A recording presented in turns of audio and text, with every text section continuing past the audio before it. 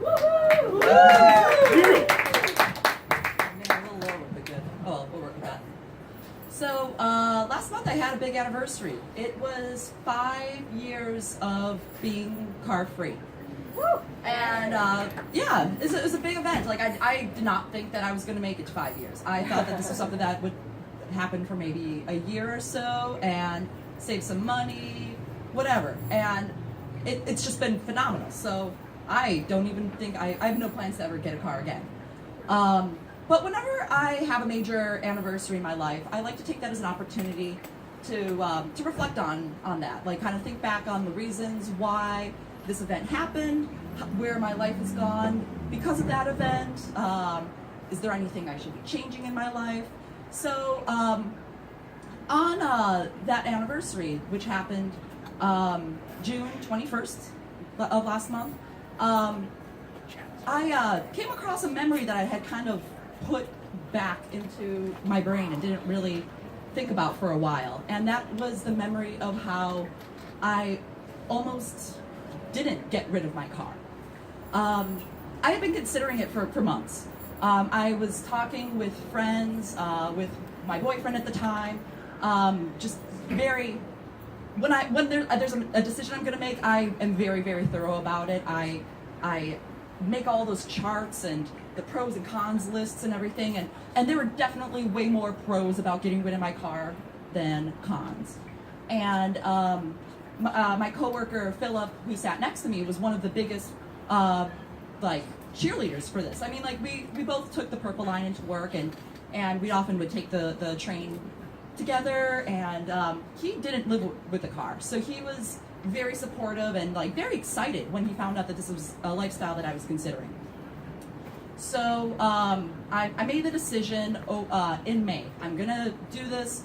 Let me take one last road trip with my car and enjoy the benefits of having one before I no longer can have those enjoyments. So it was mid-June that I'm like, okay, time to do this, time to take the nice looking photographs, make the Craigslist post. And so it was Monday, June 18th, 2013. At that time I had a schedule at work where I had Sunday, Mondays off.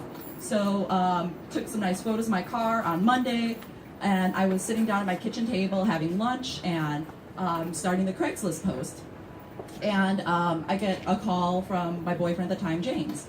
And his voice was a bit more somber than what I was used to hearing. And he asked, like, well, what are you doing right now? Or are you home? I'm like, yeah, I'm home. He's like, okay, so I got something I need to tell you. Our friend Philip, my coworker who sat right next to me, that weekend on that Saturday, he was on a date biking in Pasadena and was hit from behind and hit with such force he was thrown across the street, and he didn't make it. He was killed that day. By the time the ambulance arrived, he was gone. And so getting this news, and which was absolutely devastating. He was such a wonderful person and such an inspiration to anybody who met him. And I felt in shock at first, and it was just way too much to take in. And then on my computer screen right in front of me was this half-completed Craigslist post selling my 2003 Honda CR-V for $6,000 with 120,000 miles on it. And I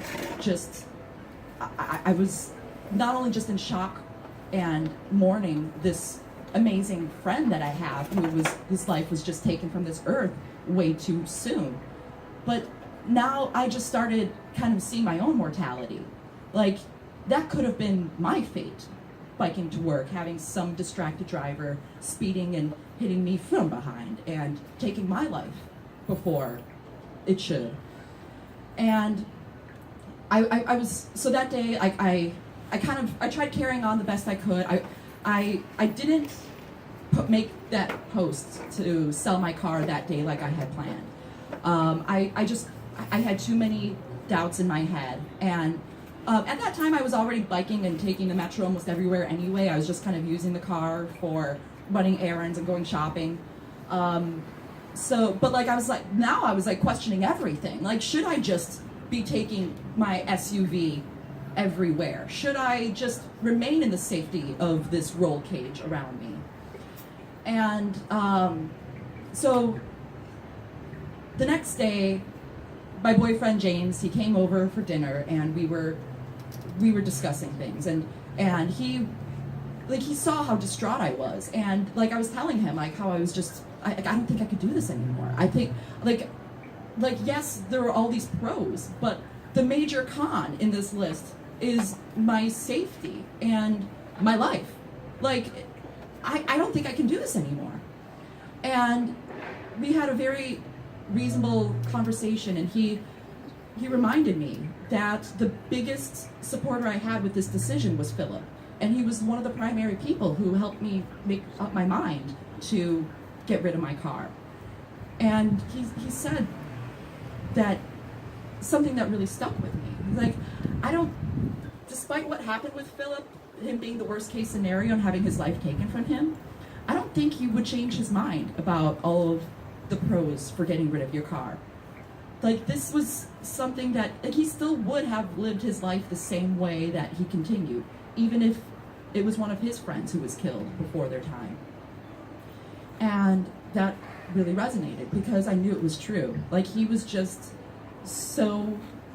his life was devoted to just giving back to the community and taking as little as possible from society, from the world, and giving more than what you take from it. And that's a philosophy that I like to believe in as well too. And driving around and keeping my SUV and using it to just make half-mile trips was not something I would have wanted to do, and I shouldn't let that fear of the worst case scenario control my life and dictate such a major decision. And yeah, I mean, like as Scott had mentioned, like there's a lot of absent-minded drivers, and like this is not a car culture, or this is such a car culture city, and it's not a city that favors pedestrians and cyclists. But that doesn't mean that I should just stop fighting the good fight to try to make this a city that is going to be safer for pedestrians. So I waited a couple of days, thought it over, and I agreed, yes, this is the right thing to do. I will get rid of my car.